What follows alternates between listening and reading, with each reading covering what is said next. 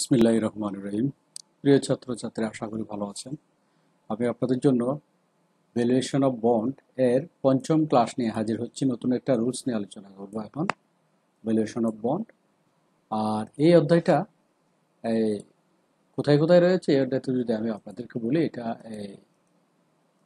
এটা আপনারা যখন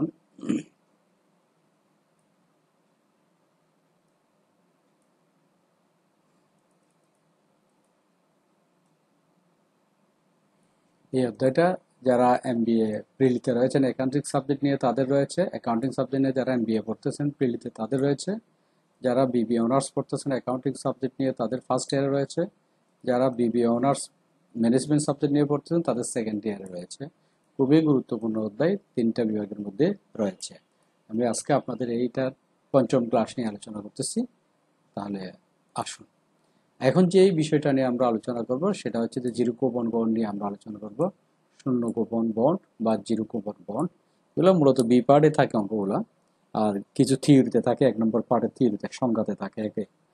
এইখানে জিরো কুপন বন্ড বা শূন্য কুপন বন্ড হলো কি, যে বন্ডের লিখিত মূল্য অপেক্ষা বিক্রয় মূল্য কম, লিখিত মূল্য অপেক্ষা বিক্রয় মূল্য কম এবং সুদ প্রদান করা হয় না, তাকে শূন্য কুপন বন্ড বলা হয়।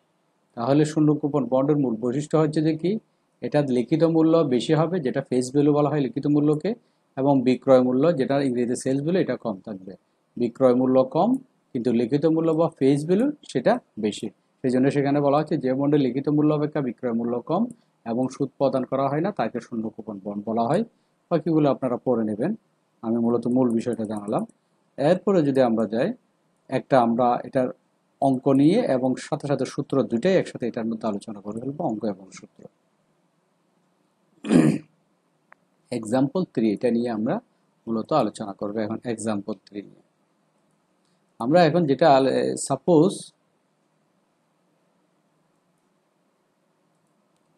এখানে বলা হচ্ছে suppose that MM enterprise is a zero coupon bond. MM এন্টারপ্রাইজের কি আছে, জিরো কুপন বন্ড রয়েছে, হেভিং 10 ইয়ার ম্যাচুরিটি, এটা মেয়াদ পূর্তি হতে কত বছর লাগবে, 10 বছর লাগবে, অ্যান্ড টাকা 1000 ফেস ভ্যালু, এটার ফেস ভ্যালু বা লিখিত মূল্য, আমরা যেটা লিখিত মূল্য দেখেছিলাম সেটার লিখিত মূল্য বা ফেস ভ্যালু হচ্ছে 1000 টাকা। Required rate of return, required মানে প্রত্যাশিত আয়ের হার হচ্ছে 12%, সে আয় আশা করতেছে 12% পাবে। Calculate bond value, bond value নির্ণয় করা, এখানে বন্ড ভ্যালু বের করতে বলা হয়। তাহলে আমরা এই কোয়েশ্চেনটা যদি দেখি, আমরা এখানে বেশ কিছু বৈশিষ্ট্য লক্ষ্য করব যেটা হয় অন্য অঙ্কের মধ্যে ছিল না। কি কি বৈশিষ্ট্য থাকতে পারে, এখানে এটার মধ্যে জিরো কুপন শব্দটা লেখা আছে, জিরো কুপন বন্ড। আর আমরা যেটা শিখেছি সেটা জিরো কুপন বন্ডের রুলসও শিখেছি। এটার মেয়াদ দেওয়া আছে 10 ইয়ার্স, ফেস ভ্যালু দেওয়া আছে, আর প্রত্যাশিত আয়ের হার কত পার্সেন্ট এটা দেওয়া আছে। তা বের করতে হলে বলা হচ্ছে দেখি calculate the bond value.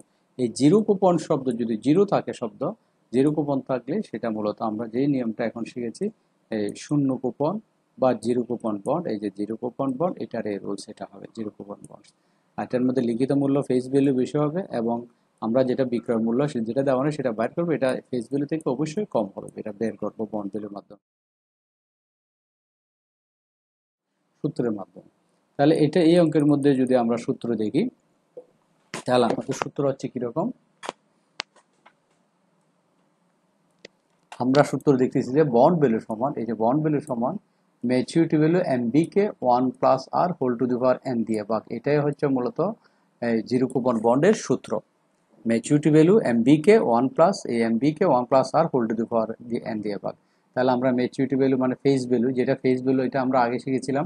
Face value যে কথা, ম্যাচুরিটি ভ্যালু একই কথা, রিডেম ভ্যালু একই কথা, পার ভ্যালু একই কথা। এই 1000 টাকা হচ্ছে ফেস ভ্যালু, সেই জন্য ম্যাচুরিটি ভ্যালু বা ফেস ভ্যালু 1000 টাকা এটা লিখে দিয়েছে।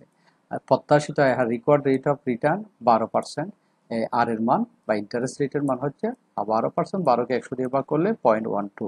আমরা আপনাদের দেখিয়েছিলাম 12কে 100 দিয়ে ভাগ করলে 0.12 হয়। ইয়ার এন এর মান হচ্ছে 10 ইয়ার, মেয়াদ পূর্তি হতে কত বছর সময় লাগবে, 10 বছর, এন এর মান হচ্ছে 10। এখন সূত্রের মান বসে দেন, এই এমবির মান 1000 বসে গেছে, আর 1 প্লাস আর, আমরা জানি 1 প্লাস আর এর মান 1 এর সাথে 0.12 যোগ করলে, তাহলে 1 এখানে একসাথে এটা যোগ করে দেখিয়ে দিয়েছে।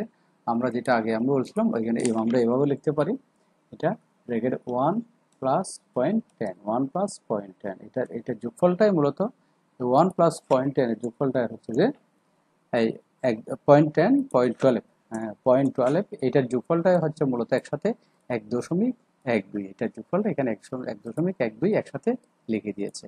আর একসাথে লিখে দিলে 1.12 হয়, তাহলে 1000কে 1.12 দিয়ে ভাগ করে n এর মান হচ্ছে কত, 10। আমাদের এই ইয়ার n এর মান হচ্ছে 10, এই 10।